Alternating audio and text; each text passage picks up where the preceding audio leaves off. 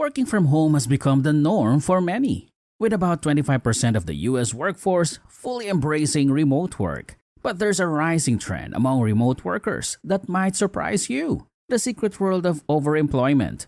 Imagine holding down not one, but two full-time remote jobs simultaneously, all while keeping it under wraps. It might sound like a financial jackpot, but is it sustainable? And what are the consequences? Let's delve into the truth about remote workers with two jobs. For about a quarter of the US workforce now working fully from home or switching jobs for remote opportunities, there's a trend that might double your income. It's straightforward. Hold down two or more full-time remote jobs simultaneously on the down low. When you hear about folks pulling in $100 million, it might sound like an unreachable goal for an entire household. But let's be real, it's more about mindset than impossibility. In a survey from October 2021, almost 40% of remote workers confess to juggling two full-time gigs. They call it overemployment, a trend where a community has formed to share tips on managing secret double lives, from handling two Zoom calls simultaneously to avoiding burnout by embracing mediocrity. Advocates argue that, for some, this hustle can mean more cash and less stress. Yet, the question remains: is sustaining multiple remote jobs a realistic future for both employers and employees?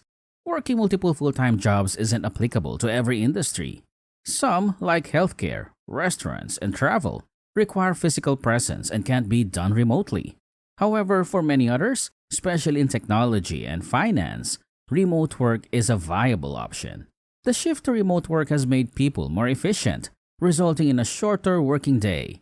This efficiency has allowed knowledge workers, such as software developers, to potentially take on additional jobs due to time savings. Research indicates that 31% of tech professionals admit to working only 3 to 4 hours a day. Some even claim to spend less than an hour working when excluding meeting hours.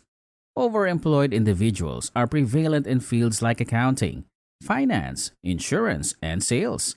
Software developers lead the pack due to the high demand for remote-friendly positions. Isaac, the voice behind overemployed.com, advocates for working multiple full-time jobs. While maintaining anonymity, he shares insights into the overemployment community, shedding light on the realities of juggling multiple professional roles. Surprisingly, what individuals like Isaac engage in doesn't typically break any laws. Generally, having two jobs simultaneously isn't illegal. It might, however, breach certain company policies.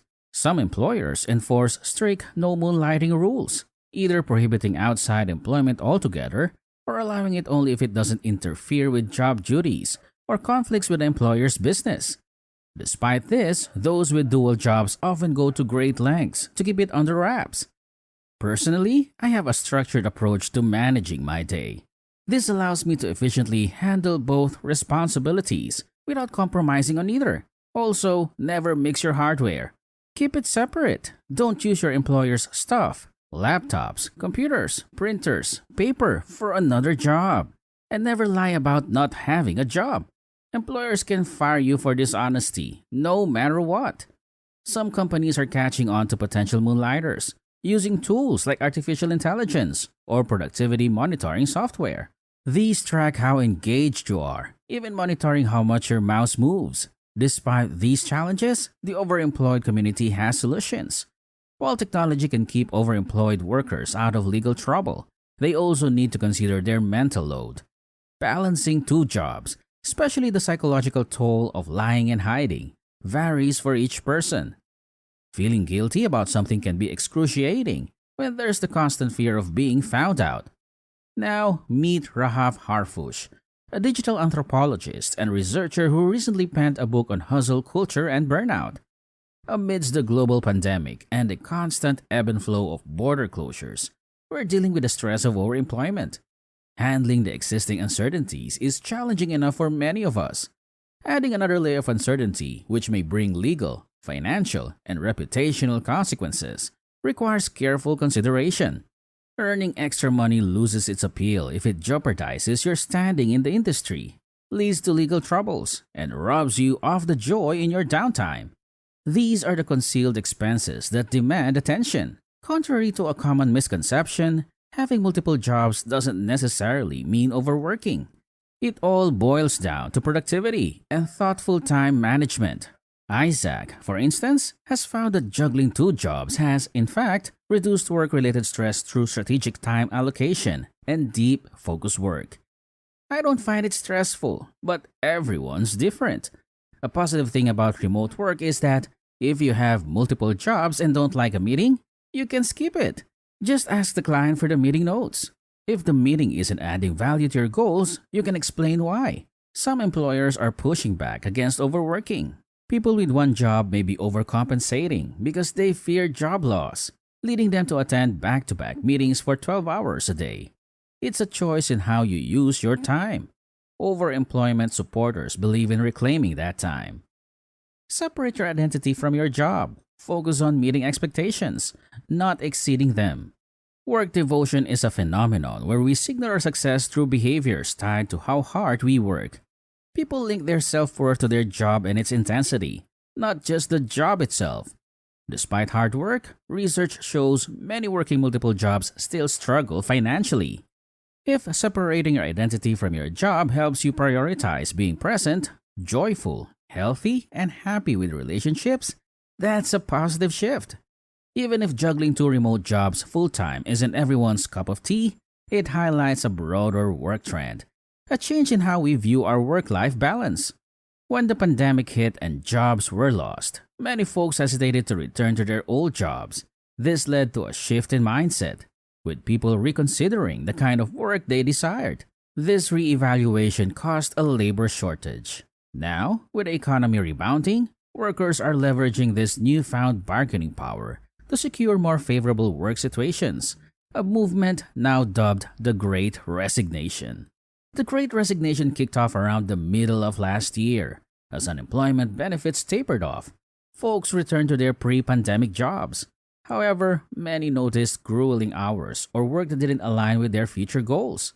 We're shifting from the standard 9 to 5 desk grind to folks having more say in how they shape their long-term careers.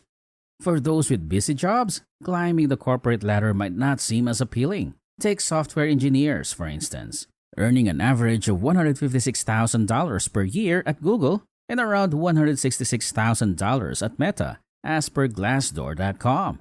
Even senior software engineers don't match the income of having two junior roles. In a full-time job, you rely on one income source. With increasing economic uncertainties, layoffs are common. Is it wise to invest all your time in one company, only to face sudden unemployment one day? This opens up new possibilities for how people approach work, but it doesn't guarantee the long-term sustainability of juggling multiple jobs. Burnout is a genuine concern, and even if managing 2 or 3 jobs seems feasible for a while, it might not be sustainable when other life responsibilities, like raising children or other commitments, come into play. People will likely engage in overemployment for various reasons, each unique to their situation. The key takeaway from this trend is the realization that we have more control over our time than we often realize. Many aspects of our work life, daily routines, calendars, team interactions, and relationships with bosses are shaped by long-standing norms we've never questioned. The intriguing aspect here is to identify areas where we can challenge these norms, explore new ideas, and experiment with different approaches. By doing so, you may discover that your work reality is more flexible and adaptable than you once believed. As we wrap up this exploration into the hidden world of overemployment, we're left with a crucial question. How do you envision the future of work? Have you ever considered navigating the professional landscape with 2 remote jobs simultaneously? Share your thoughts and experiences in the comments below. We want to hear from you. If you found this discussion insightful, don't forget to hit that like button and subscribe for more thought-provoking content. Keep the conversation going and share this video with someone who might find it intriguing. And remember, the power to shape your work-life balance is in your hands. Explore, question, and redefine your approach to work. Thanks for joining us on this insightful journey. Until next time, take control of your narrative and ace the interview.